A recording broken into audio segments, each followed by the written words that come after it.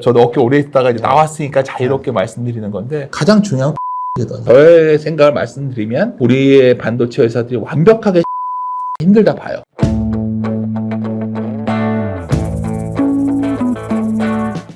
예, 여러분 안녕하십니까? TV조선 경제부장 안영영입니다. 예, 오늘은 LS증권 리서치센터장을 하시고 부문 대표까지 마치시고 지금은 경제평론가로 활약하고 계시는 윤지호 경제평론가 모셨습니다. 예, 안녕하십니까? 네, 안녕하십니까? 네, 의원님. 예, 예, 오늘 뭐 좀 증시가 또 네. 올라가네요. 네. 그렇죠. 뭐 제가 봤을 때 개인 투자자분들이 주식 제일 잘하시는 것 같습니다. 아, 요새는 그렇죠. 뭐 개인이 사면 주식이 빠지고 뭐 네. 이거는 되게 오해하시는 거예요. 그 과거 데이터를 보면 뭐 언제나 개인이 안 올렸나요? 우리 2000년대 중반에 주가 엄청 올라갈 때 차이나 또 중국 모멘텀 있을 때 네. 미래에셋 펀드에 돈 늘어가서 개인들이 네. 돈 넣어서 올라간 거였잖아요. 예, 예, 예. 항상 그 주식시장이란 그런 거죠. 개인들이 뭐 못한다, 잘한다. 잘하는 개인이 있고 못하는 개인이 있고 그렇죠. 잘하는 기관이 있고 못하는 기관이 있는 거죠. 네. 뭐 그렇다는 건데 하여튼 요새 개인 투자분들 잘하시는 것 같습니다. 제가 봤을 때. 그렇습니까? 아, 저는 그 연기금하고 사모펀드 움직임을 좀 보거든요. 예, 저도 보긴 보죠. 네. 근데 개인들이 지금, 제가 개인이라서 그런지 저는 좀, 아직까지는 개인들에 대해서 신뢰성이 별로 없어 보여요. 근데 네. 저는 가끔 이런 생각을 해요. 물론 네. 많은 전체 개인이 하나가 아니잖아요. 네. 다양한 개인이 있을 텐데 네. 가끔 이런 생각을 하죠. 우리가 마치 우리가 남들이 잘 모르는 종목을 더 아는 것처럼 얘기하는 게 주식을 잘하는 걸까? 예를 들어서 뭐 이런 평범한 장에서 개인들이 많이 모르는 것 같지만 그래 우리나라에 삼성전자 숫자가 좋다며 하이닉스가 좋다며 이걸 열심히 하신 분들이 나은 거지 관련된 소부장 업체에서 막 마치 뭘까 더 한다고 그래서 무슨 어떤 펀드가 누가 이걸 샀다. 저도 어깨 오래 있다가 이제 나왔으니까 자유롭게 말씀드리는 건데 그게 큰 의미는 없다 봐요. 그러니까 저는 뭐 개인이 잘한다 못한다를 떠나서 사실 상식선에서 투자하신다면 뭐 여전히 성과는 나쁘지 않을 것이다 생각합니다. 그렇군요. 오늘 스마트 개미들, 또 제가 또 다시 한번 네. 봐야 되겠네요. 제가 기사를 이제 지시하고 하면서도, 개미들이 항상 과거를 보면은 항상 이게 처음 물린다고 해야 되나요? 물려서, 개미들은 왜 이렇게, 손실만 보는 쪽으로 할까 그랬는데 또 오늘 또 우리 평론가 많은 투자의 그루들이 이런 말을 남겼죠. 그러니까 뭐 몰려다니지 마라, 군중 심리에 그렇죠. 속지 마라, 허드 베이버 하지 마라. 근데 여러 가지 얘기를 하는 레밍처럼 돌아다니지 말아라. 그건 맞는 말이에요. 근데 우리가 그 자금마저도 다 외국인도 그렇고 기관도 그렇고 개인도 마찬가지라는 거죠. 제가 중요한 거는 오히려 이게 적절한 단어 같아요.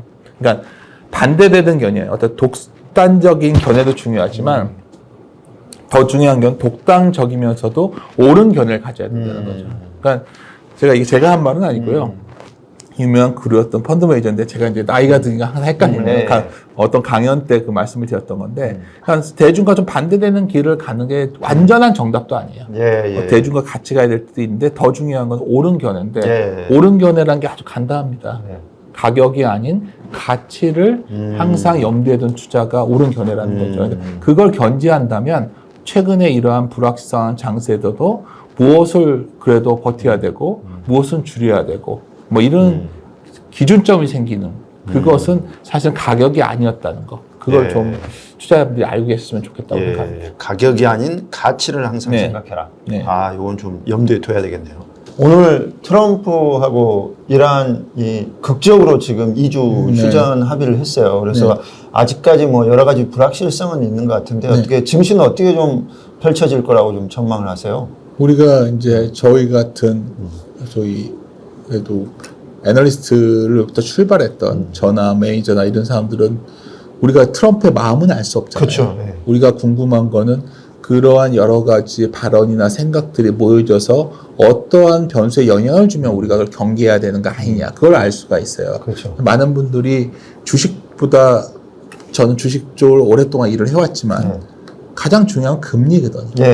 왜 금리가 중요하면 방금 전에 그 기자님께서 불확실성이라는 단어를 썼습니다. 그러면 여기서 약간 뭐 아까 가치란 말로 우리가 같이 시작을 했으니까 뭐 가치가 뭐냐 많이들 궁금해하세요. 마치 서점 가셔가지고 재무제표책 한두 권 읽고 내가 숫자를 해서 정확한 가치가 얼마일 거다. 이런 걸 알 수 있으리란 착각을 하는데 워렌 버핏도 그런 말 안 했어요. 버핏도 멍거가 버핏한테 그럼 당신이 DCF를 어떻게 추정하는 거에 대해서 했는데 사실 DCF라는 걸 많이 써요. 그 소위 밸류에이션 방법이요. 근데 이제 멍거가 놀린 거죠. 버핏한테. 나는 버핏이 한 번도 엑셀 파일 여는 걸 본 적이 없다. 그래서 버핏이 농담처럼 한참 지나서 어떤 강연장에서 나는 머릿속에서 한다 그랬어요. 근데 제가 이 말씀을 왜 드리냐면 우리가 마치 가치란 단어를 딱 쓰면 굉장히 거부를 하고 사기꾼 같은 분들은 그걸 갖고서 마치 가치의 공식을 알고 있냐는 얘기를 하지만 여러 가지 방법이 있죠. 우리가 실무적으로 하는 게. 가치는 아주 간단합니다. 돈을 많이 벌 수 있는 기업을 찾으면 됩니다. 돈을 많이 벌 수 있는 기업. 돈을 많이 버는 기업이 뭘까요? 그러니까 막 여러 개념을 어렵게들 설명하는데 법시 말했던 건 단순해요. 뭐냐면 내가 독점적 지위가 있어서 비싸게 팔거나 어떤 해자가 있어서 그러니까 이런 거죠. 우리가 여의도에 이제 오래 근무를 했으니까 여의도 백화점에 가면은 그 콩국수집 유명한 데가 있어요. 매년 가격을 올려요. 매년 우리 사 먹고 있어요. 가격을 올려도 다 따라 먹는다는 거죠. 왜 먹어요? 거기는 무슨 해자가 있어요? 그게 해자라는 건데 정확히 기자님이 역시 용어를 그게 이코노미 모트라는 거예요. 그게 바로 돈을 더 많이 벌 수 있는 힘이 되는 거죠. 그런 게 뭐가 또 있을까요? 왜 애플폰을 사죠? 정확한 차이를 아세요? 그렇죠. 모르죠. 사실 비교가 잘 안 돼요. 근데 우리는 애플폰을 가져야 되는 거고 또 하나 우리가 이런 것도 있죠. 어떤 회사가 있냐? 코스트코 같은 회사들은 가보면 우리가 많이 사잖아요. 그렇죠. 왜 이렇게 많이 사는지 모르겠어요. 많이 사게 만들었어요. 근데 걔네들은 싸니까 많이 산 건데 다른 업체는 왜 이렇게 싸게 공부를 못하는? 그러한 소위 해자를 가진 기업들이 돈을 많이 만들 거기 때문에 우리는 그 기업에 투자하는 겁니다. 근데 왜 정확히 이 말씀을 드렸냐면 돈이 많은 기업이 있는데 그 기업이 미래에 돈을 많이 벌 거니까 현재 시점에서 그게 얼마일지가 궁금한 거예요. 그게 가치평가라는 겁니다. 많은 분들이 이걸 어렵게 생각하시는데 근데 그게 거기에 가장 중요한 변수가 이렇게 정전처럼 불확실성이 커지면 흔히 위험 프리미엄이라는 게 올라간다고 하는데 쉽게 말해서 위험하니까 돈 더 줘 이런 불확실성에 대한 대가가 있을 거고 또 하나 금리라는 게 있는 거예요. 다시 말씀드려서 이렇게 장관이 서두를 깐 거는 최근에 트럼프와 이란과 미국의 전쟁 속에서 우리가 가장 두려워했던 변수는 미국채 10년이라는 거였어요. 미국채 10년이 4.5에 다가설 때마다 트럼프는 여지없이 타콜해 왔습니다. 그러니까 어떤 분이 물어봐요. 4.5가 무슨 의미가 있냐? 궁금하지 않으세요? 근데 4.5가 반드시 어쩔 때는 경기가 좋아서 금리가 올라가면 경기가 좋아서 금리 올라가는데 뭐가 문제 있어요? 과거 6% 갈 때도 주식시장 많이 올라간 적이 있어요. 하지만 아주 경기가 좋지 않은 상태에서는 5%에 다가서면 주식시장 망가졌었어요. 그러니까 사람들은 미국채 10년물이 5%에 다가서면 그렇죠. 그건 4점을 넘어간다는 거기를 향해 가는 거니까 거기서 막아야 되는 거죠. 그래서 트럼프가 타콜할 거라는 생각을 많이 했는데 이번엔 좀 더 난항이 있었던 건 결국 이란이 맘대로 안 됐던 거죠. 트럼프는 금리가 오르니까 막 발을 빼고 싶었죠. 그래서 저에게 아까 전쟁이 어떻게 될 것 같습니까? 물어보면 계속 말씀드리지만 미국은 금융자본주의 국가예요. 실물 경제를 결정짓는 건 소위 실물 경제가 아니라 금융이에요. 우리나라도 그렇게 되고 있고요. 그렇다면 실물 경제의 어떤 혈압계나 같은 것이 바로 금리인데 지금 미국의 상황이 녹록치 않거든요. 그 금리를 용인할 수 없다면 반대로 완벽한 평화도 없어요. 왜냐하면 지금 어느 정도 불확실성이 커져버렸기 때문에 이제는 비용도 올라갔고 금리도 과거처럼 확 내려오진 않겠죠. 여하튼 최근에 금리가 4.4 갔다가 다시 4.1 왔다는 거는 당연히 주식시장이 환호할 수밖에 없는 거죠. 그러니까 우리가 많은 분들이 금융시장을 대할 때 자꾸 누가 무슨 말을 해서 가십거리처럼 접근을 하면 절대 판단할 수가 없는 거예요. 우리가 중요한 거는 이러한 금융시장의 여러 변수들이 서로 주고받는 영향을 우리가 봐야 되고 그걸 확인할 수 있는 데이터를 봐야 되는데 오늘 이 시점에서 본다면 금리는 안정되었고 유가는 내려왔기 때문에 비율이 긍정적인데 중요한 건 돈을 많이 버는 능력은 더 늘어났잖아요. 왜냐하면 며칠 전에 삼성전자가 저 정도 돈을 벌었다는 얘기를 했기 때문에 그렇다면 주식시장이 당연히 그거에 대해서 다시 프라이싱을 할까 흔히 그걸 가치에 반영하는 국면이 때 주식이 올라온 거죠.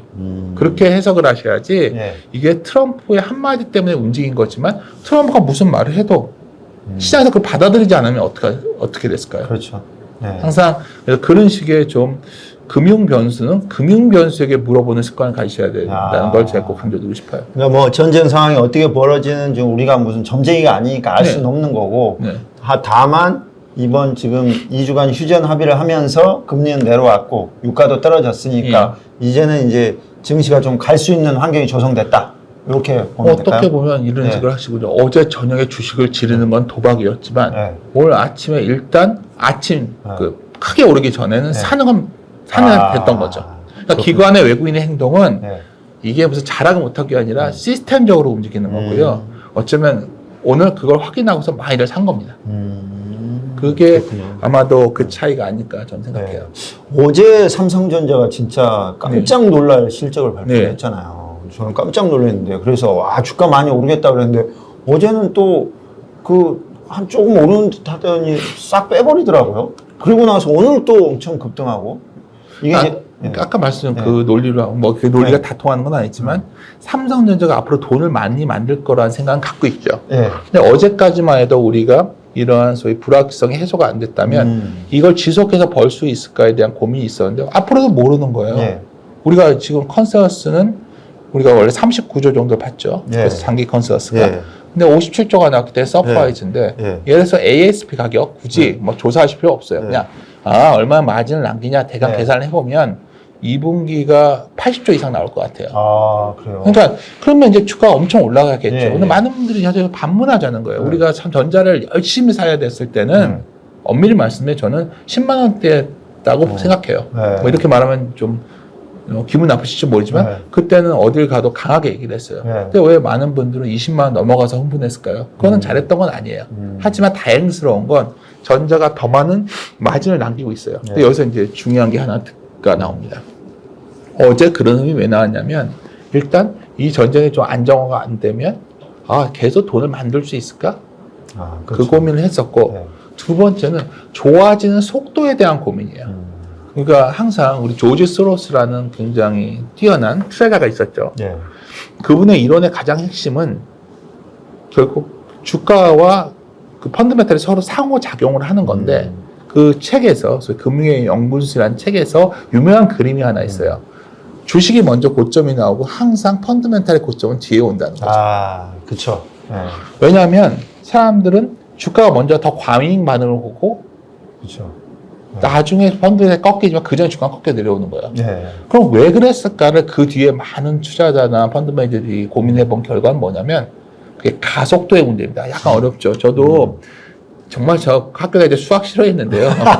제가 전에 신동아의 칼럼을 쓰는데 이제 조선인데 좀 죄송한데 제가 신동아 칼럼을 좀 열심히 쓰는 편이에요. 근데 미분 적분을 쓴 적이 있어요. 제가 왜 그랬냐면 제가 어디 연수를 가서 교육을 받을 때 굉장히 이 개념을 도함수 뭐 이런 거 있죠. 기억 가물가물 하실 거예요. 고등학교 도함수 기억나십니까? 기억나? 그렇죠. 그 수포자들이야? 도함수 그 정도는 기억을 해야지. 그래서 결국 속도입니다. 그러니까 미분값을 보는 거예요. 그게 이제 어렵지만 더 쉬운 직관적으로 보여드리면 늘어나는 속도의 막대기가 더 빠르게 늘어나면 가속도가 붙는 거고 이게 막대기가 늘어나는 속도가 줄어들면 속도가 꺾이는 건데 여기서 반문해야 되는 거죠. 삼성전자가 좋아지는 속도가 좋아지는데 속도가 꺾인다면 이걸 고민하는 거예요. 2분기가 만약 좋아진 속도의 정점이라면 그러면 어떤 사람들은 2분기 보통 대략 컨센서스는 2분기 실적은 보고서 줄일 거야가 컨센서스였어요. 지금까지는. 그랬는데 약간 이러한 금리가 올라온 상태가 되니까 1분기 때부터 좀 줄일까 이런 생각이 이번에 모여졌던 겁니다. 결국은 우리가 분명히 아셔야 되는 건 이런 거예요. 지금까지 우리는 왜 반도체는 시크리칼이라는 단어 들어보셨나요? 시크리칼. 시크리칼. 좀 용어가 어려우신가요? 그러니까 이런 거예요. 그러니까 한국은 항상 글로벌 경기에 많이 영향을 받잖아요. 그래서 뭐 글로벌 경제 카나리아다 뭐 이런 표현도 쓰는데 경기라는 게 이렇게 좋아지면 어느 사업이 잘 돼요. 그럼 많은 기업들이 들어와서 더 많이 팔려고 생산을 하면 단가가 내려오잖아요. 그래서 경기가 왔다 갔다 하는 시크리칼을 순환적이라는 의미로 했어요. 근데 우리나라의 기업들 반도체는 좀 좋아지면 엄청나게 증산을 해가지고 반도체 가격이 내려오고 왔다 갔다 하니까 메모리는 삼성전자, 하이닉스는 그리고 돈을 벌어서 이 현금을 나눠줘야 되는데 다 현금을 갖고 공장을 또 재투자해야 되니까 네. 뭐 내 가치 측면에서 무슨 매력이 있냐는 거죠. 현금을 얼마나 만드냐 측면에서는. 그런 시각으로 봤을 때 그 소위 우리나라의 반도체는 시크릿하라는 말을 했었고 그렇죠. 반면에 대만의 TSMC는 TSMC. 예. 소위 걔네들은 훨씬 마진을 높게 받았거든요. 네. 우리는 박리담회를 팔았는데 그렇죠. 걔네들은 마진을 많이 남게 팔았었어요. 그래서 걔네들은 시크릿 값을 약간 벗어나서 구조적 성장을 한다는 표현을 썼었어요. 근데 여기서 이제 최근에 이런 논쟁이 벌어져 있죠. 네. 삼성전자가 많은 분들이 희망하는 대로 30만 원 이상 가려면 이제 마진은 높아진 상태에서 유지가 돼야 돼요. 영업이익률이 높아진 그렇죠. 상태에서. 마진을 많이. 그런데 이제 과연 그렇게 될까 생각도 있는데 하여튼 그러한 고민들 HBM은 다르다 이런 얘기들이 자료를 보시면 맨날 그 논쟁의 거리가 있어요. 근데 저의 생각을 말씀드리면 우리의 반도체 회사들이 완벽하게 시크릿칼에서 벗어나기 힘들다 봐요. 그렇죠. 하지만 과거처럼 안 좋아지면 적자 가고 이런 구조는 아니기 때문에 과거처럼 하방은 보다는 훨씬 단단할 텐데 그렇다고 불과 한 달 전쯤에처럼 흥분하실 필요는 없다는 거예요. 뭐 이런 소설 한번 써보죠. 우리 기자님 만났으니까. 지금 트럼프 입장에서 가장 기분 나쁜 회사들 중에 하나가 반도체 회사들 거예요, 한국에. 엄청난 자국의 그렇죠. 대표 기업들이 어마어마한 유형자산 투자를 하고 있는데 이게 어마어마하게 돈이 들어가고 있거든요. 근데 사실 이게 왜 이렇게 그럼 가격이 높게 유지가 되고 있냐? 더 못 만들기 때문이에요. 그렇죠. 왜 못 만드냐? 경쟁업체에 진입이 쉽지 않은 거예요. 근데 경쟁업체가 하나 있어요, 우리 전 세계에. 어딜까요? 중국. 그렇죠. 중국이 왜 그렇죠. 아시잖아요. 중국이 왜 못 올라오죠? 창비를 안 주니까 못 만들죠. 그렇죠. 그러니까 이게 최악의 시나리오. 지금은 그럴 가능성이 낮지만 삼성전자나 하이닉스 갖고 계신 분들의 최악의 시나리오가 물어본다면 제 친구들이 물어볼 땐 저는 이렇게 대답해요. 미국과 중국이 그럴 리 없겠지만 서로 그래도 잘해보자 하는 순간 머리 아파지는 거예요. 그러면 근데 지금 더하는 상황이 뭐 트럼프는 정말 자국이 이기주의밖에 없는 사람 같고 그래서 약간 고민스러운 부분 또 동시에 또 다른 부분도 있어요. 또 좋게 보는 부분은 대만의 TSMC가 있잖아요. 미국은 얼마나 불안하겠어요. TSMC의 대체제가 필요하다 보니까 최근에 공교롭게도 미국의 삼성의 파운드리 랩이 미국에 이번에 열잖아요. 굉장히 생각보다 문의가 많지 않습니다. 그래서 저는 이런 말씀을 드려요. 만약에 제 생각입니다. SK 하이닉스와 삼성전자 두 개가 있다면 전 삼성전자가 나아 보여요. 이유는 메모리는 시크릿칼적 요소가 있는데 파운드리는 분명히 대체제가 삼성전자밖에 없기 때문에 아마도 올해 하반기 이후에 반도체가 어쩌면 강세가 이어진다면 이러한 부분이 오히려 모멘텀이 되지 않을까. 저하고 시각이 비슷하시네요. 네, 그렇습니다. 저도 이제 삼성전자 파운드리가 죽을 쓰고 있는데 저번에 저기 테슬라에서 또 수주를 했었고 그렇죠. 그런 이벤트들이 아직 우리가 예측하지 못하는 이벤트들이 좀 있지 않을까라는 생각에 저는 좀 삼성전자에 좀 더 중요한 건 삼성전자의 파운드리가 그렇게 우수하지가 않은데 그냥 쓰는 거예요. 제가 봤을 때 그러니까 제가 봤을 때는 그게 놀랍다는 거죠. 그러니까 그게 대체제가 없으니까 자꾸 여기가 머스크도 전자가 잘해야 잘했으면 좋겠고 이런 것도 있고 사실 그러한 소위 IT의 베타가 하이베타 표현을 어떻게 하지? 하여튼 굉장히 탄력적인 어떤 대형 주식에 삼성전기라는 회사가 있는데 삼성전기 안 그래도 여쭤보려고 그랬어요. 그렇습니까? 어떤 거가 궁금하시죠? 아니 삼성전기를 뭐 이렇게 보면 이제 뭐 이렇게 주식시장에서 나도는 정보들 뭐 뉴스들 보면 삼성전기가 꽤 좋을 것처럼 계속 나오더라고요. 제가 이 말씀을 드린 거예요. 방금 전에 여러 가지 이런 생태계에서 전기가 다 동반해서 들어갈 수밖에 없는 거예요. 파운드리를 가든 뭘든 하든.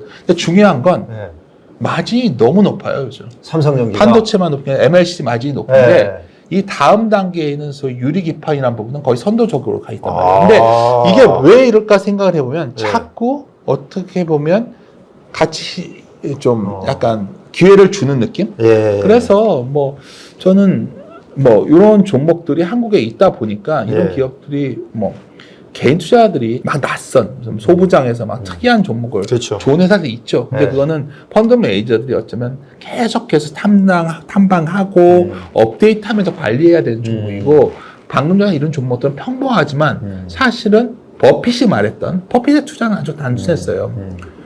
과거에 그레이엄이 같이 투자에 대한 책을 썼을 때는 싼 기업 사가지고 나중에 올라오면 팔아. 근데 담배꽁초 투자였죠.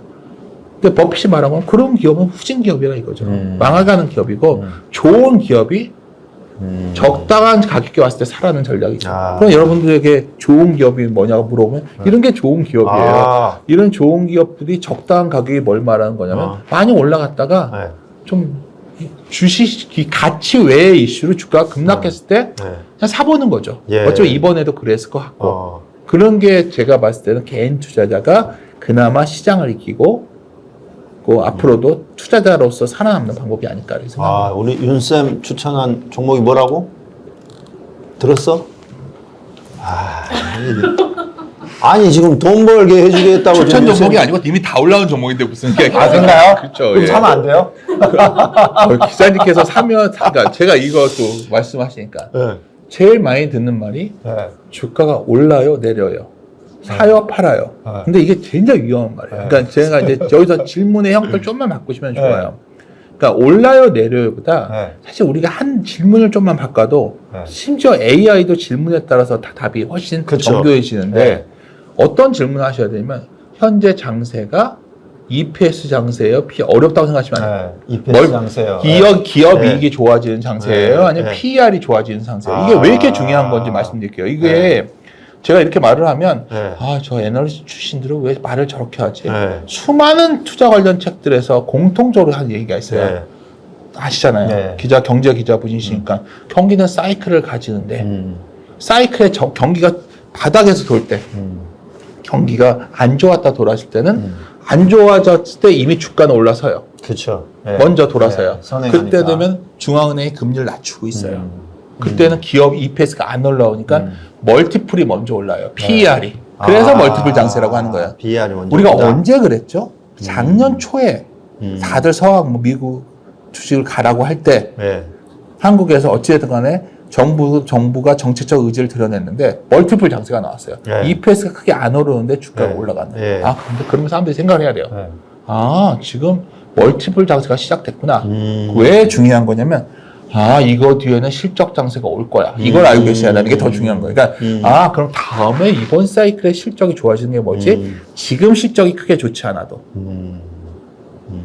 사실 이게 별거 아닌 것 같고 아주 단순한 개념인데 놀라울 정도로 아주 중요한 거예요. 그러니까 경기는 불황기에서 처음 회복기에 들어갈 때 주가가 세게 돌려. 그때 멀티플이 올라오고 그 다음에 성장기에 들어가면 EPS가 확 좋아지면서 올라가는데 실적 장세를. 그러니까 제가 아까 무슨 말씀을 드렸냐면 이 작년에 결국 회복해서 돌아왔을 때 앞으로 좋아질 게 어디가 투자가 늘어? 원전 투자하는데 두예비 같은 게 올랐던 거고 반도체 좋아진 데서 그때부터 좋아졌던 거죠.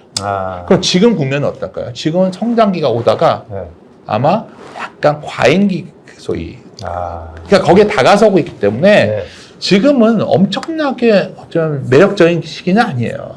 지금은. 그렇죠.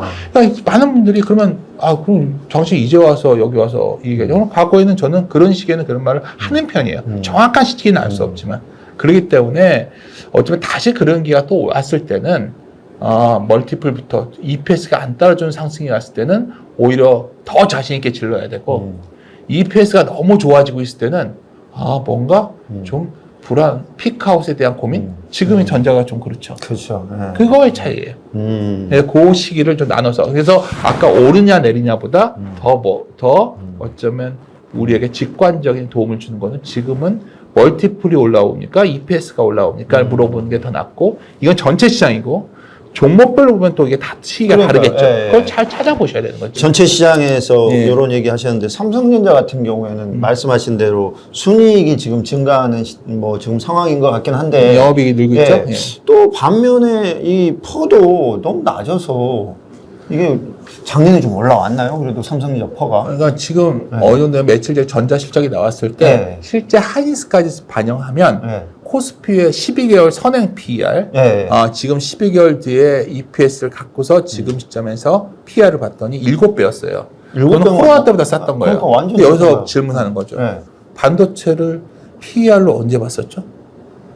그러니까 사실은 우리는 항상 이런 사이클이 있는 산업들, 소위 시크리컬 산업들은 PBI라는 지표를 보는 거예요. 왜냐면 이익은 변동성이 크니까 예. 자산을 기준으로 보면 사실 전자는 PBR이 매우 좀 비싸져 있었죠. 네. ROE가 좋아지기가 훼손되지만 네. 그러니까 제가 드리고 싶은 요즘 뭐냐면 원래 시크릿카이라면 고퍼에 사서 저퍼에 파는 게 맞아요. 피터 리치의 1994년에 나왔던 그 유명한 명저에서 가장 유명했던 부분이 이 부분이에요. 결국 어떤 산업이 고퍼라고 보일 때 성장하고 있던 그 주식을 사서 이익이 완숙기에 들었을 때 팔아야 돼. 무슨 얘기인지 알겠어요. 근데 여기서 다시 본론 질문 돌아가는 거죠. 그래서 최근 논쟁이 이제 삼성전자 하이닉스는 시크릿컬이 아니어야 되는 거예요. 그렇죠. 애널리스트 자료들을 보시면 PBR로 안 하고 PER로 가치 평가를 하는 거예요. 근데 이거 누가 답인지는 모르겠어요. 한 가지 고민은 작년에 조선주가 매우 좋았었기 때문에 조선주도 시크릿컬이 아니다 하면서 PBR이 아닌 PER을 적용하기 시작했는데 공교롭게도 그때가 조선주의 고점이었어요.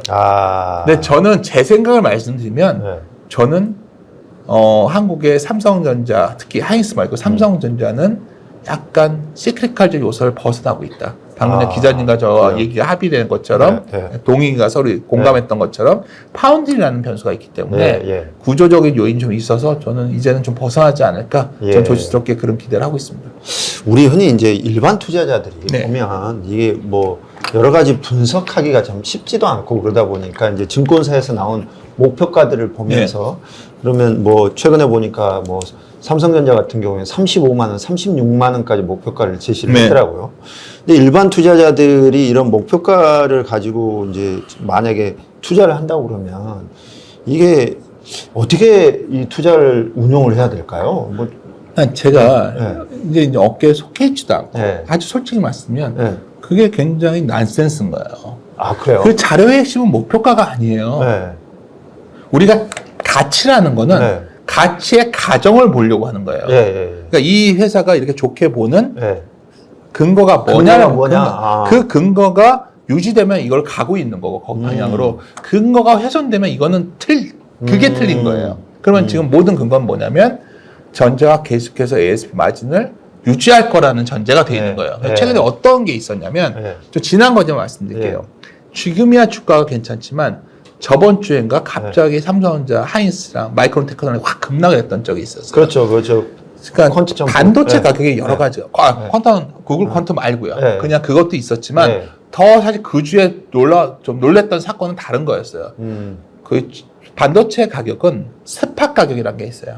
스팟 가격은 뭐냐면 거래는 크지 않지만 그냥 빠르게 유통상식이 거래하는 물건이에요. 근데 스팟 가격은 항상 과하게 오르거나 과하게 빠져요. 근데 지금 스팟 가격과 소위 컨트랙 가격, 계약 가격, 고정 가격의 차이가 130%였어요. 그러니까 많은 그 가정들이 뭐였냐면 여기에 가정들은 결국 그 소위 스팟 가격을 계약 가격에 쫓아갈 거야라는 전제로 TP들이 계산돼 있었던 거예요. 어려우신가요? 간단히 말씀드리면 계약 그 스팟 가격이 이렇게 높은데 계약 가격이 여기 있단 말이에요. 그러니까 이게 맞으니까 이걸 쫓아갈 거야. 그럼 훨씬 돈을 많이 벌 거야. 이걸 전제로 회사들이 막 목표가를 올려놨었어요. 근데 갑자기 일시적인 가능성이 높은데 스팟 가격이 10% 폭락을 했었어요. 저저번 주에. 그러니까 전 세계도 불확실성이 커지니까 어떤 유통상이 갖고 있던 메모리를 그냥 던져버린 거죠. 그래서 사람들이 그 사건이 되게 큰 사건이었죠. 그날 마이크론이 폭락했던 날이에요. 그러니까 의외로 그게 안 다뤄졌는데 사람들이 두 가지 질문이 있었죠. 이거 진짜 다음에 전자랑 이거 사실은 안에서 보면은 계약 가격이 고정 가격이 내려오는 거 아니야? 뭐 이런 걱정을 했는데 이번 실적에서 놀라웠던 건 뭐였냐면 이 숫자가 나오려면 생각보다 굉장히 좋은 계약을 하고 있다는 결론밖에 안 나오거든요. 삼성전자가. 그러니까 장기 계약이나 ASP가 생각보다 되게 높게 되고 있구나. 장기 계약이. 그러니까 이렇게 되면 2분기가 한 80조 이상은 나오겠구나. 이게 나온 거예요. 방금 전에 저번 주에 나왔던 그 논리. 그러니까 모든 것들은 뭐냐면 그 가정을 보는 건데 예를 들어서 그럼 하나 재밌는 예를 들을게요. 자료 말씀하시니까 그때 외사에서 자료가 하나 나왔어요. 삼성 마이크론 테크놀로지의 목표 주가를 낮췄어요. 그럼 많은 분들은 목표 주가를 보고 있지만 대다수 사람 대다수라기보다 그래도 투자를 오랫동안 해온 사람들은 바로 그 자료를 근거를 봤어요. 제일 걱정했던 건 마이크론 테크놀로지의 타겟 프라이스를 낮출 때 가정이 얘들이 만든 현금이 준다고 나오면 되게 안 좋은 시그널. 근데 뭐냐면 아까 말했던 할인율. 할인율을 올려서 TP를 낮췄던 거예요. 그 말은 뭐냐면 할인율이 완화되면 TP가 다시 올라가겠죠. 이건 그러면 이걸 한번 아이디어를 드려볼게요. 이게 얼마나 여러 군데 쓰이는 건지를. 우리가 최근에 어떤 증권주 회사들 좋은 대형사 중에 갑자기 예상됐던 이익이 이 정도였는데 확 안 좋게를 봤어요. 금리가 최근에 급등을 하니까 당연히 증권사에서 손해를 보잖아요. 금리가 내려가면 그건 어떻게 되는 거죠? 그러니까 제 말은 뭐냐면 그 가정들을 알고 있는 사람들은 어떤 변수가 생기면 바로 이게 가치가 다시 좋아지는구나 나빠지는 아는데 TP만 보고 있으면 전혀 그걸 가늠할 수가 없게 돼요. 이거는 애널리스트 보호하려고 하는 얘기가 아니라 이건 꼭 말씀드려요. 제가 여기 처음 채널에 왔기 때문에 드린 말씀인데 자료 자체를 읽는 방법에 대해서 그러니까 많은 경우에 자료 읽는 것도 막 어마하게 이 산업이 뭐고 막 이걸 공부하려고 하는데 그보다 더 중요한 건 가치라는 것을 꿰뚫는 로직에 대한 이해가 있어야 돼요. 그거는 대학교의 재무관리가 아니라 중고등학교에 산수면 되는 수준이에요. 그렇죠. 그러니까 왜 애널리스트가 삼성전자 목표가를 이렇게 보고 있는지에 대한 근거들을 좀 유심히 따져봐라 이 얘기신 거잖아요. 그럼 그 사람이 그 근거가 정당성이 떨어진다면 그 애널리스트의 자료대로 안 갈 것이고 그렇죠. 그 사람의 자료대로 근거가 만약 되고 있다면 예를 들어서 최근에 종목 얘기하니까 이런 생각이 나네요. 뭐 이런 건 어떻게 생각하세요? 어떤 SK텔레콤이라는 회사가 있어요. 그러니까 최근에 어떤 가치 중에 중요한 것 중에 하나가 지분 투자예요. 그런데 우리가 다 우리 보는 기자분들도 그렇고 AI 생태계가 확장되면서 침투율이 가장 높은 거는 클로드예요. 그 회사 클로드 AI. 그렇죠. 그걸 갖고 있는 지분을 갖고 있는 게 SKT예요. 클로드 SKT. 근데 여기서 그것만 갖고는 안 돼요. 지분 가치 해봤자 얼마나 되겠어요. 근데 이런 생각이 드는 거죠. 알다시피 SKT는 사고가 났었어요. 그렇죠. 그래서 주주환원을 못 해줬었어요. 이제부터 다시 주주환원을 할 가능성이 생기면 이 회사는 좋아질 거라고 말한 애널리스트가 있었어요. 그럼 여기서 뭘 보면 되죠? SKT에서 정말 주주환원을 해줄 거냐? 클로드 관련된 이거는 어떻게 얘는 클로드의 상장 일정은 얼마나 당겨주고 있냐? 이거 이 가치를 결정짓는 변수가 되겠죠. 그러니까 제가 드리고 싶은 거는 가치 얘기를 드리면 그거는 애널리스트가 왜 어렵게 말고 그냥 차트 하나 띄워놓고 여기서 샀다 여기서 팔았다 이거 해봤자 뭐 하냐는 거예요 제 말은. 그거는 저는 이제 회사를 간두고 이제는 대중을 상대로 하기 때문에 이런 말씀을 자주 드리는데 어쩌면 어렵지 않은 거를 너무 오히려 그걸 배제하고 절대 불가분의 어떤 법칙? 내지는 뭘 엄청 많이 알아야 할 수 있다는 오해가 오히려 아까 TP 같은 거에 대한 그렇죠. 이 TP. 이 용어가 어려워 용어가. TP가 뭡니까? 타겟 프라이스잖아요. 타겟 프라이스. 목표 가격. 목표가. 그러니까 목표가 하면 애들이 이렇게 어렵게 얘기를 하세요. TP요. 그런데 여기서 이런 거가 있죠. 그러니까 가끔 저도 이제 그 말씀하시니까 뭐 주위에서 왜 같은 용어인데 영어를 쓰냐. 그러니까. 예를 들어서 그러면 이런 거죠. 카타리스트, 뭐 예를 들어서 촉매제, 뭐 이런 표현이 있는데 알아주시는 게 좋아요. 왜냐하면 그 용어가 뜻하는, 그러니까 제가 항상 야 이거 조심스러운데 오늘 기자님이랑 얘기하다 보니까 저도 근데 왜 우리는 용어에 제한을 두냐는 거예요. 일본의 책들을 보다 보면 우리 와이프가 번역은 해주지만 굉장히 용어의 확장성이 뛰어나거든요. 어떤 용어는 그대로 쓰는 게 훨씬 더 정확한 게 꽤 많습니다. 그렇다면 우리의 투자 관련 용어도 되도록이면 있는 그대로 쓰시는 게 나아요. 자꾸 이걸 무리하게 번역해서 쓰다 보니까 약간 그 개념이 다 속하지 않은 경우가 있으니까. 예를 들어서 그런 측면에서 뭐 OP 뭐 이런 것들도 이게 더 용어를 쓰다 보다 편해지니까 뭐 그 연어의 확장도 어차피 주식처에 발을 드셨다면 그렇게 하시는 게 낫잖아요. 그러니까요. 그 용어들이 사실 용어에 좀 익숙해지는 것도 사실 투자의 첫걸음이긴 한 것 같습니다. 우리 이제 아까 얘기하셨던 12개월 선행 퍼 이런 거 있잖아요. 이런 것도 사실 뭐 이 처음 이게 주식 투자나 이런 거 하시는 분들은 이게 뭐냐 이게 뭐 어떻게 하는 거야? 간단하게 생각해요. 애널리스트가 이렇게 전망을 해요. 이 시점에서 지금부터 12개월 동안에 이익에 어느 정도 나올까를 추정치를 만들어 놔요. 그렇죠. 근데 여기서 오해요. 12개월, 12 months forward EPS. 사람들이 여기서 선행. 이게 미래의 이익이구나 생각하시죠.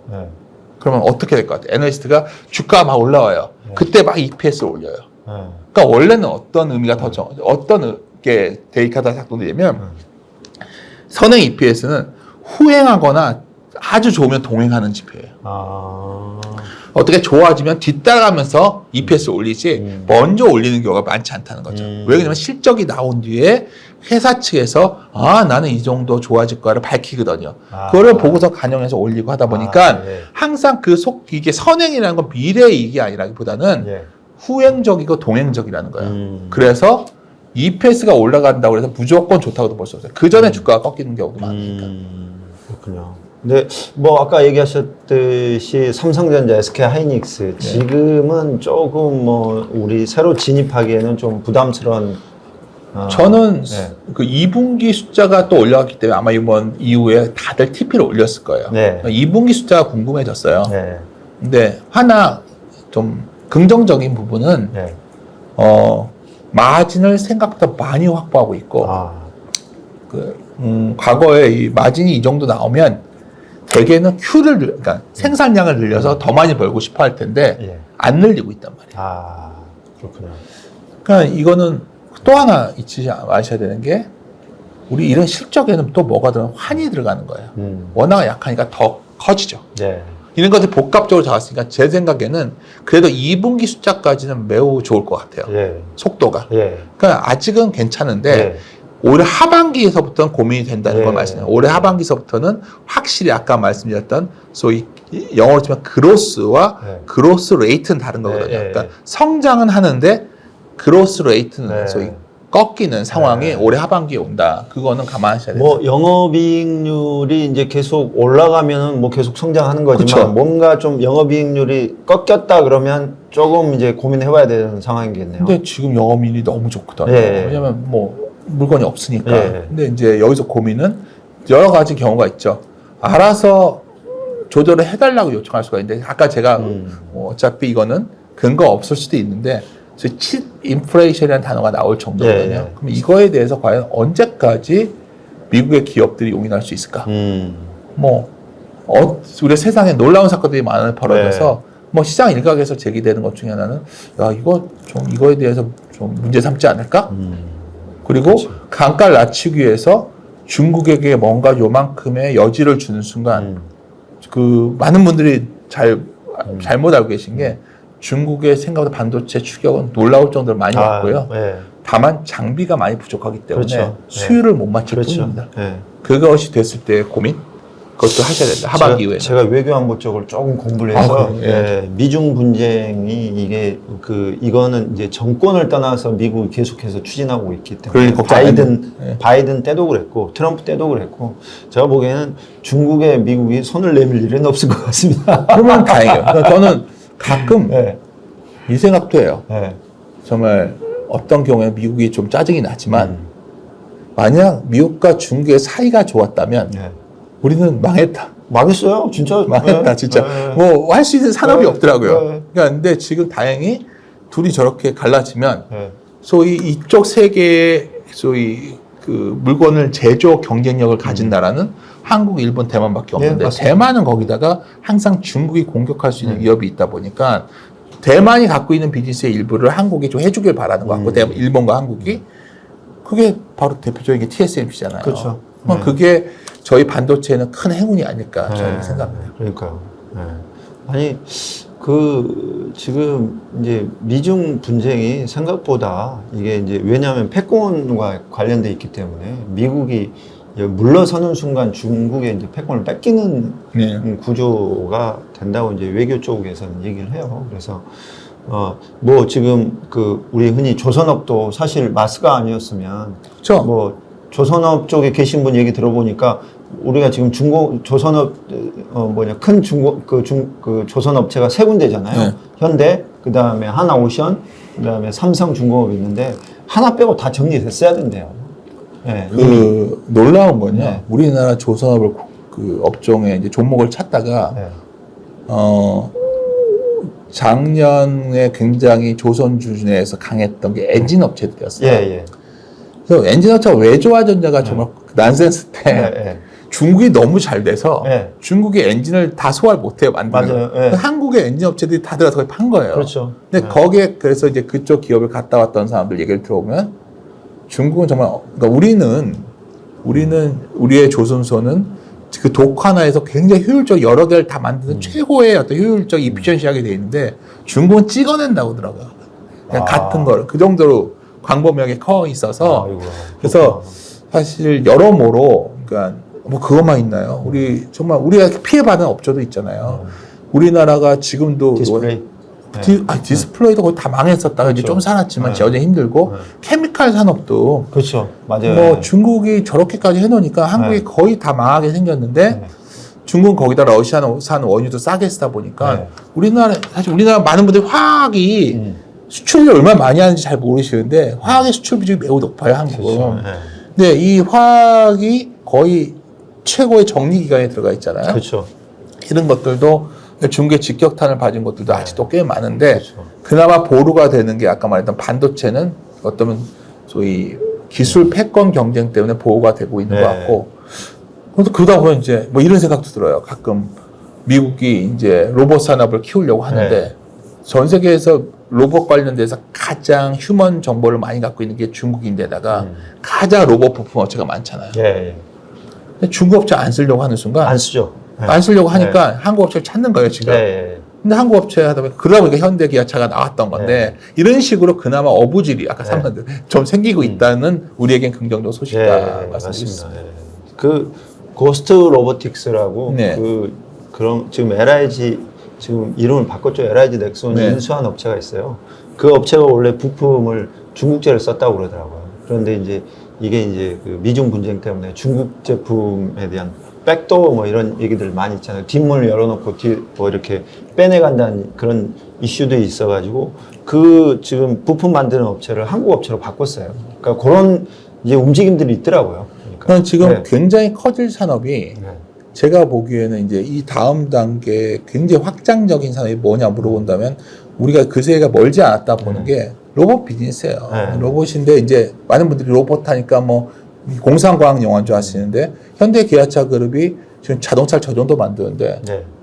100만 대 로봇 못 만들이라는 법이 있냐는 거죠. 이게 근데 그렇게 되는 순간 여기에서 이제 제일 고민이 로봇 비즈니스를 하려고 여러 가지 하려고 하다 보니까 우리가 중국이 가진 엄청난 잠재력을 알게 된 거죠. 네. 중국은 어마어마한 자율주행부터 그냥 해버리잖아. 걔는 네. 뭐 그리고 뭐 네, 그렇죠. 개인 뭐, 정보도 다 갖다 써버리니까 네, 윤리적인 네. 이슈나 이런 거 다 필요 없고 그냥 일단 하고 보는 거잖아요. 거기다가 이제 다 기자님도 워낙 이쪽에 경제 전문 기자시니까 그 소위 미국의 소위 그런 스템 그 박사들 있잖아요. 수학 공학 박사들이 중국은 어마어마하게 많은데 제가 놀라운 비교 하나 드리면 한국의 삼성전자가 R&D 비용이 결코 적지가 않거든요. 예.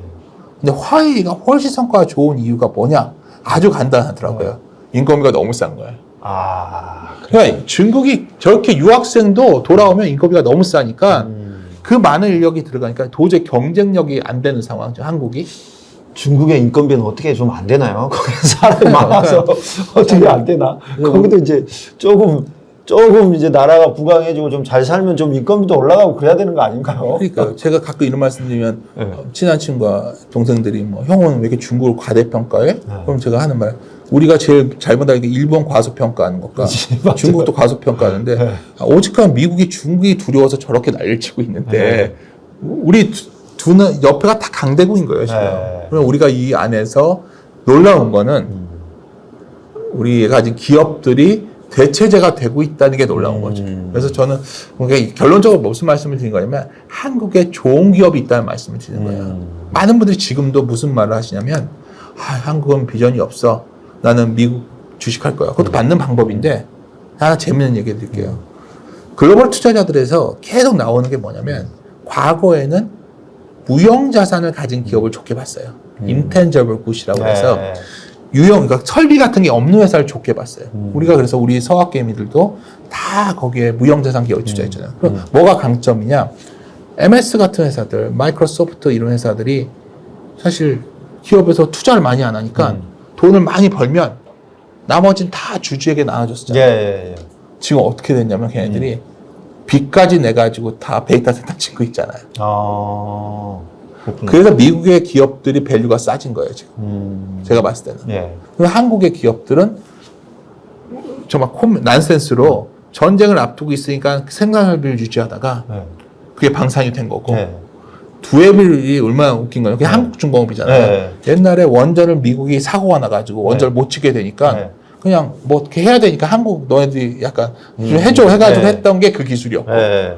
우리는 주로 그런 생산선비를 갖고서 있다가 이번에 그런 기업들이 가치가 재평가되는 국면에 딱 처한 거예요. 그러니까 그렇죠. 제가 이제 항상 이 말씀 좀 지났지만 앞으로 장기적으로 한국의 이런 유형 자산을 가진 기업들이 매우 재평가되는 시대에 왔다는 거를 좀 기억하셨으면 좋겠어요. 동시에 무형 자산만 많이 가진 기업들은 과거에 비해서 주주 환원의 속도가 약해지기 때문에 과거만큼의 매력은 크지 않다. 말씀드리겠습니다. 아니 이제 뭐 어느 정도 이제 지금 그러면 이제 중동 전쟁이 이제 어찌 됐건 뭐 아직은 좀 불확실성은 있지만 그동안 트럼프가 해왔던 과정들을 보면 이제 협상을 하고 좀 지지부진한 협상 끝에 이제 어느 정도 진정이 되리라는 거 이제 예측은 어느 정도는 그 정도의 예측은 할 수 있을 것 같은데 그러면 이제 다시 이제 증시가 조금 뭐 안정을 찾을 수도 있을 것 같다는 우리가 생각을 전제로 하면 저희가 좀 유심히 봐야 되는 섹터나 종목들이 어떤 부분도 있을까요? 첫 번째는 좀 진정되고 났을 때 저는 올 하반기 이후에 좀 조심스러운 부분들이 좀 있다는 거 꼭 말씀드려요. 왜냐하면 대형 IPO들이 되고 있어요. 미국에. 다 그 얘기 하시네요. 결국은 유동성을 많이 빨아들일 건데 문제는 인플레가 이미 생겼고 이게 복합적이라는 거 잊지 마십시오. 그러니까 중동 이슈 때문에 코스트 푸시적인 게 있어요. 비용적인 게. 근데 이것은 과거 70년대처럼 가진 않아요. 왜냐하면 그때만큼 석유의 영향력이 크지 않으니까. 근데 이게 있는데 사실 물가를 그냥 수요 쪽에서의 물가 자극 요인도 꽤 크거든요. 저는 걱정되는 건 뭐 통화 정책이 하반기쯤 이후부터 두 개 중에 하나가 극단적인 선택이 놓일 수가 있어요. 첫째는 뭐냐면 아까 IPO 같은 게 있으면서 그게 IPO로 되면서 약간 소위 한국의 그 미국의 대표적인 그런 소위 테크 기업들이 좀 크게 흔들리면 금리를 내려야 되는 상황이 올 수도 있는 거고요. 그렇게 되면 금융시장에 혼란이 와서 또 하나는 인플레가 약간 더 생기면서 금리를 오히려 그때는 올려야 되는 상황이 올 수 있어요. 근데 두 가지 시나리오가 다 별로인 거예요. 그러니까 제가 이 말씀을 드리면 다음도 뭐냐 어떻게 한국 땅이 이게 다 열려 있는 시장이에요.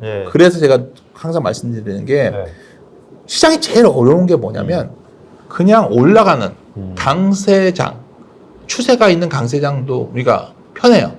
좋다고 같이 미치면 되니까. 동시에 장이 완전히 계속 빠지잖아요. 그것도 편해요. 크게 안 터져요. 왜냐하면 그거는 계속 빠지니까 포기하거나 안 하니까. 제일 무서운 장은 이런 박스권인데 변동성이 커지는 발라타일 마켓이에요.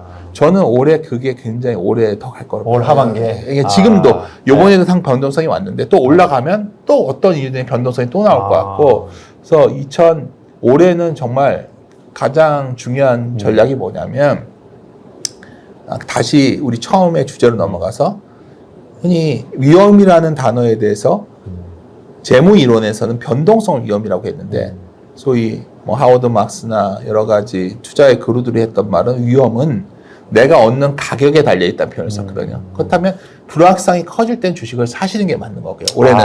불확실성이 커질 때는 주식을 사라. 오히려 불확실성이 완전히 완화될 때는 흥분하시지 말라. 이게 올해는 굉장히 좀 제한된 범위 내에서 움직일 거기 때문에 이걸 결론적으로 한 단어로 친다면 박스권 장세라는 단어를 써요. 제가. 그게 정확하게 점으로서 위치는 알 수 없지만 어느 정도 수준이 뭐 저번 고점 근처 아닐까 싶어요. 그 정도 됐을 때 너무 흥분하시지 말고 또 어떤 이유가 15일 뒤에 어떻게 합니까? 또 갑자기 또 시끄러워질 수 있는 거고 뭐 그렇게 되면 그럴 때는 또 너무 겁내지 마시고 결국 금리시장 금리가 변동성이 커지면 조심하시고 뭐 이런 그런 한 해가 되지 않을까. 그러면 뭐 주식 시장을 박스권으로 본다고 그러면 자기가 생각하는 종목 중에 이제 주가가 어떤 이유로든 빠지면 이게 그 뭐 가치가 훼손되지 않았다고 그러면 사고.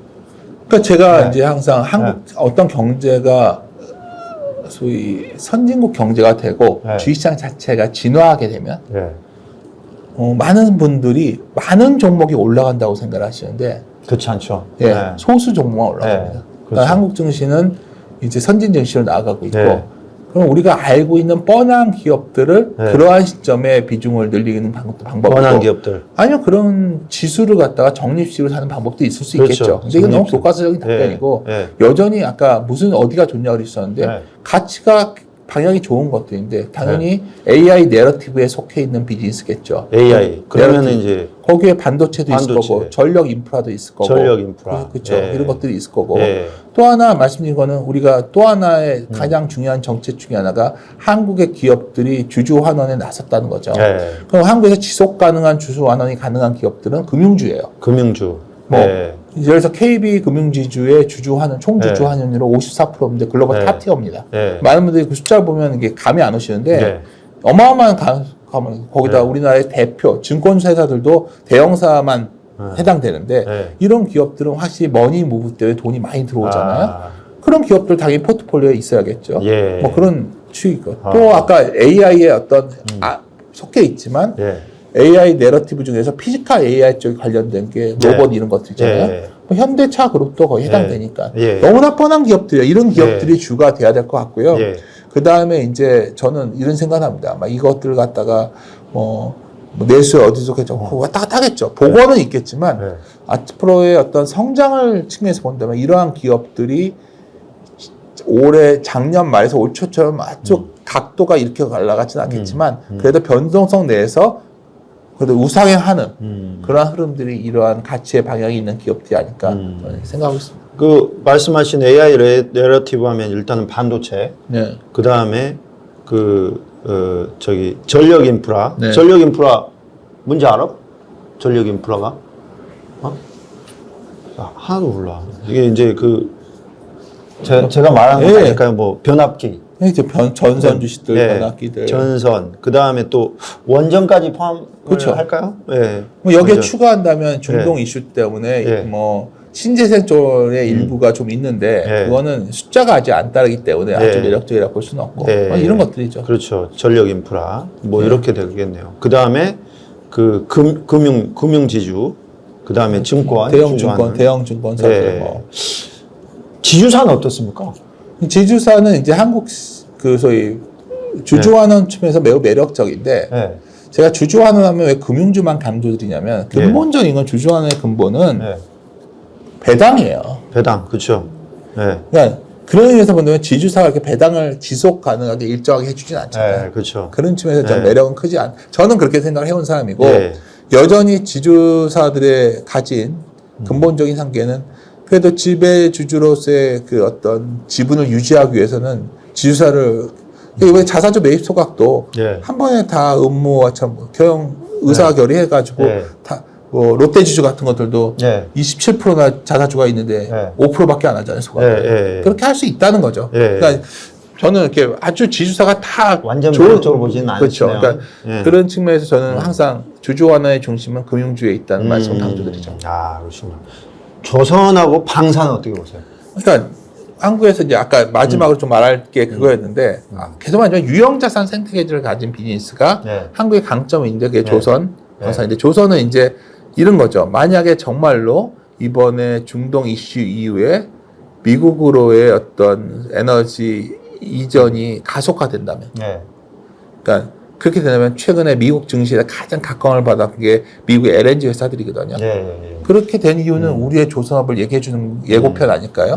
루지애나 터미널에서 이제 가스를 뽑아갖고 카타르에 가는 게 아니라 거기서 가져오려면 아. 배를 더 태평양을 건너야 되니까 더 크게 예. 만들어야 될 거 아니에요. 지금 아, 루지애나에서 오려면 파나마운을 통해 가지고 꽤 먼 거리를 와야 되는 거예요. 더 길어졌단 말이에요. 예. 그래서 그러한 것들을 보면 조선 LNG선 관련 모멘텀이 있을 것 같다는 생각이 있고요. 방사는 네. 그러니까 방사는 매우 매력적인데 방사는 좀 밸류가 비싸져 있기 때문에 그게 고민이지만 여전히 뭐 전 세계가 그런 패권주의의 시대에 들어갔기 때문에 그러니까요. 뭐 이걸 볼 수밖에 네. 없는 상황이고 예. 그러니까 우리나라 그러니까 사실 이렇게 하다 보면 화장품도 좋은 회사 있고 좋은 회사가 있어요. 그렇죠. 근데 여기서 하나 달라진 게 있죠. 네. 말씀을 나누다 보니까 드는 생각인데 예전에는 어느 업종이 좋은 거였다면 네. LG그룹주는 왜 이렇죠?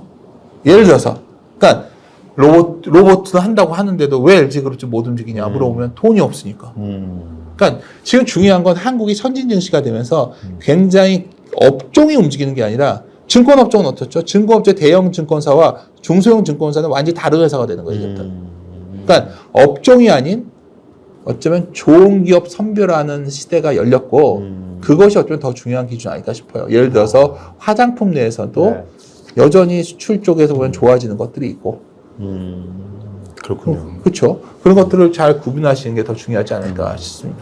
그 아까 얘기하셨던 이제 그 대형 IPO, 대형 네. 기업들 IPO들 미 증시에서 그래서 지금 스페이스X 지금 네, 핫하잖아요. 그 다음에 아까 얘기하신 클로드 엔트로픽 같은 엔트로픽이죠. 경우, 네, 그것도 지금 상장한다고 얘기가 나오고 그래서 이걸 조심하라고 하는 전문가들이 좀 많더라고요. 그러니까 우리 과거에 예.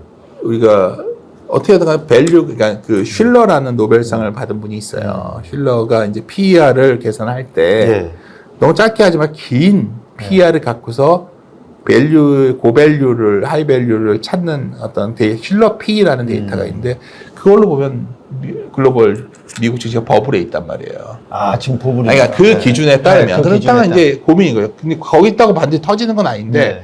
그 이후에 대략 이런 거죠. 최근에 이제 고민되는 거는 아까 반도체가 올라왔다는 가격이 비싸졌다는 거는 그만큼 유형자산 투자에 돈이 많이 들어갔기 때문에 자기 돈으로 하면 되는데 예. 아까 잠깐 개념적인 거 설명을 드리면 미국 기업이 예전에 매력적이었잖아요. 네. 재작년에 다 서학개미들이 미국 주식 투자하면서 매력적인 거, 장기 투자 가능한 기업. 미국 기업은 돈을 벌면 주주 환원을 해준다. 예. 그 개념적으로 설명드리면 OCF라는 게 있어요. 영업에서 번 돈에서 캐펙스 투자 비용을 빼준 게 프리 캐시플로우라는 FCF예요. 예. 그게 미국 기업은 어마어마하게 컸어요, 항상. 프리 캐시플로우가 크니까 그 돈을 나눠줬다고 주주한테.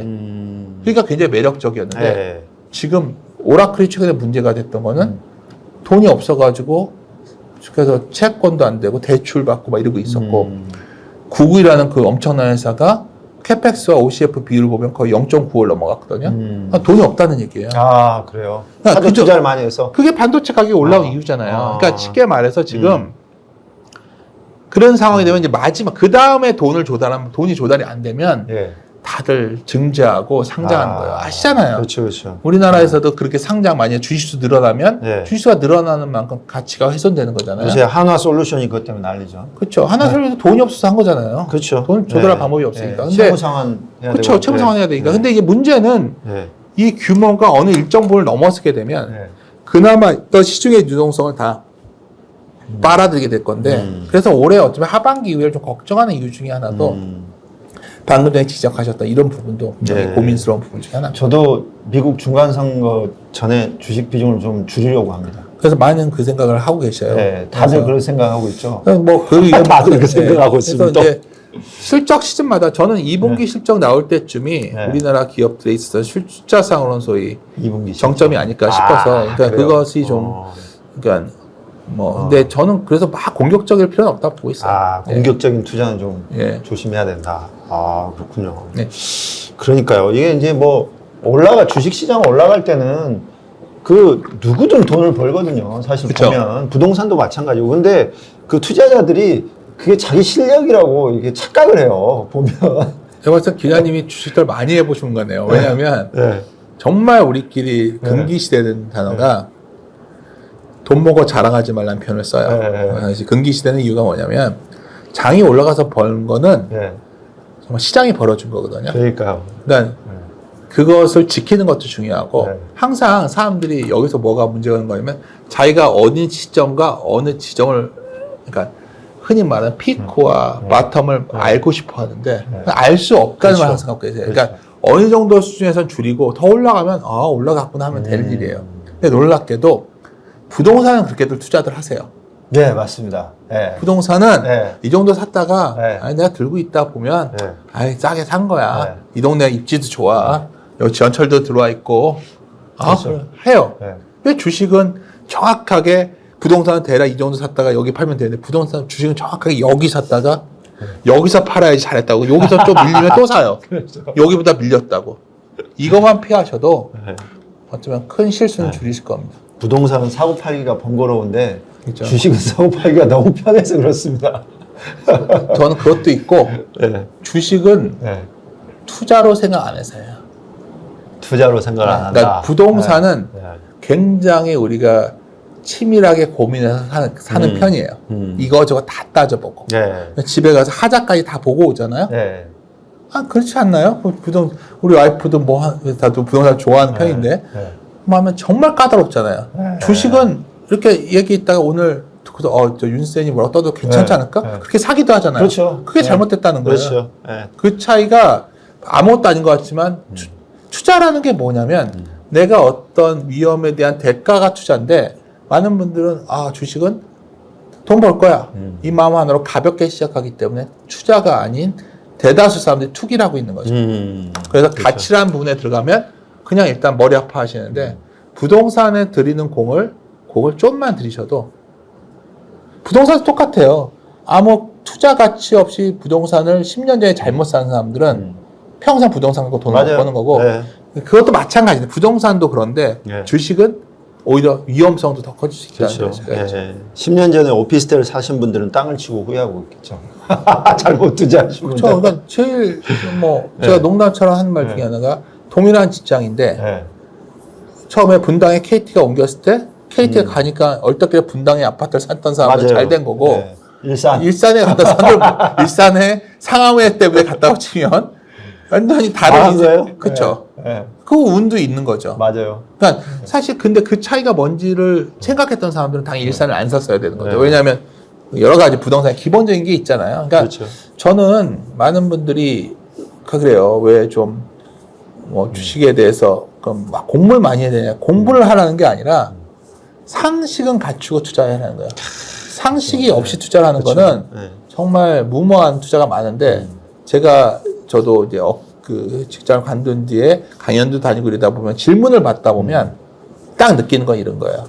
다 너무 쉽게 생각하는구나. 맞아요. 네. 그 쉽지 않다는 걸 인지하고 거기서도 출발만 하셔도 큰 실수를 줄이게 되는 거고 그게 버핏이 말했던 돈을 잃지 말라는 표현과 일치하는 겁니다. 실수를 하지 않아야 돈을 잃지 않는 거고 그런 면에서 보면 지금 투자가 어쩌면 이런 말하면 사람들이 오해할 수도 있는데 창이 더 올라갈 것 같아요. 그렇다고 해서 마음 편히 투자하는 시기는 아니다 지금. 마음 편히. 마음 편한 투자하는 시기는 언제가 좋은 거냐면 남들이 안 좋아할 때 하는 게 제일 좋아요. 그렇죠. 뭔가 주식에 대한 관심도 적을 때. 그럴 때 열심히 해두면 생업을 열심히 하시면서 투자할 때가 좋은 거지. 매일매일 우리가 뉴스를 봐야 되는 시기에 투자하는 거는 좋은 시기가 아닌 거예요. 그렇죠. 지금이 그러하잖아요. 그런 면에서 저는 지금이 오르고 내리고에 대한 질문을 자꾸 하면 그거보다는 지금이 투자를 내 전 재산을 늘만할 정도의 매력적인 시기냐. 제가 굉장히 단도 투자라는 책이 있는데 굉장히 유명한 투자자예요. 굉장히 유명한 분인데 이런 거죠. 투자는 여러 개를 투자하는 게 아니라 정말 좋은 기회가 왔을 때 확신 있는 자산에 다 투자하는 거예요. 집중 투자. 그런 분들이 돈을 버시더라고요. 근데 모브라이만 했던 얘기가 아니라 제가 놀랬던 거는 네. 분산 투자라는 말들을 많이 하시는데 분산 투자는요 이런 거예요. 예. 다른 자산을 투자하는 거예요. 주식과 채권, 원자재 이런 게 분산 투자인데 주식에서 분산 투자라면 위험을 줄인다고 생각해요. 그렇죠. 정말 위험한 건 뭐냐면 그러니까 정말 좋은 거에 집중 투자하고 나머지를 분산 투자한다면 예를 들어서 다른 상품을 넣는 거죠. 네. 그래야 자산 포트폴리오가 효율적으로 운영되는데 제가 그런 것들도 주식을 막 20개, 30종목 들고 있는 사람들은 제가 봤을 때는 투자자로서의 기본적이 안 된 거죠. 죄송합니다. 아니, 이것저것 사느라고 제가. 그렇죠. 근데 잘 들었지. 삼성전자 사놓고 분산 투자한다고 SK 하이닉스 사고 이게 분산 투자가 아니라고. 그렇죠. 그렇군요. 네. 또 얘기를 나누다 보니까 너무 지금 이제 좀 본격적으로 얘기가 저도 많이 지쳐 있어요. 그래, 나올 것 같은데 조금 아쉽고 다음에 또 한번 또 모셔서 또 좀 깊이 있는 또 얘기 한번 나눠보도록 하겠습니다. 그래서 오늘 결론을 내리면 오늘 지금이 주식 투자하기 좋은 시점은 아니다. 그렇게 땀내는 그렇고. 그러니까 올해는 울퉁불퉁한 박스권 장세다. 그러니까 뭐 그런 뉘앙스예요. 저는 그래서 지금은 좋아지는데 또 오늘 또 걱정되는 거는 많은 분들이 또 이제 시작이다 이런 생각은 또 아니다. 그 정도 톤으로 생각하시면 될 것 같습니다. 네, 알겠습니다. 예. 오늘 감사합니다. 예, 감사합니다. 네. 네.